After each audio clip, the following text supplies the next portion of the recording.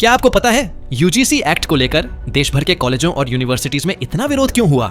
असल में 2026 में यूजीसी ने एक नया नियम लागू किया जिसका नाम है promotion of equity in higher education regulations. इन नियमों के मुताबिक कॉलेजों में जाति आधारित भेदभाव पर सख्त कार्रवाई होगी और हर यूनिवर्सिटी में इक्विटी कमिटीज और इक्वल अपॉर्चुनिटी सेंटर्स बनाए जाएंगे।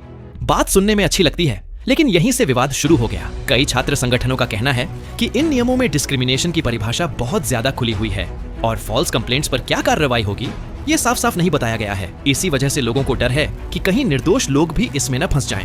अब आते हैं जनरल कैटेगरी के नजरिए पर। जनरल कैटेगरी स्टूडेंट्स कहते हैं कि पहले ही एडमिशन और जॉब्स में रिजर्वेशन का दबाव है और अब अगर कोई टीचर मार्क्स, अटेंडेंस या डिसिप्लिन पर सवाल उठाए तो वही बात डिस्क्रिमिनेशन की कंप्लेंट बन सकती है। इसके अलावा इक्विटी कमिटीज में एससी, एसटी और ओबीसी का तय रिप्रेजेंटेशन है, लेकिन जनरल कैटेगरी के लिए कोई क्लियर रिप्रेजेंटेशन नहीं, जिससे उन्हें लगता है कि सिस्टम धीरे धीरे अनबैलेंस्ड हो सकता है। इसी वजह से कई यूनिवर्सिटी कैंपस में प्रोटेस्ट हुए और मामला सुप्रीम कोर्ट तक पहुंच गया। यूजीसी का कहना है कि ये नियम कमजोर वर्गों को भेदभाव से बचाने के लिए जरूरी है, जबकि विरोध करने वालों का मानना है कि रिजर्वेशन के बाद ये नए रूल्स एजुकेशन सिस्टम में एक नया इम्बैलेंस पैदा कर सकते हैं।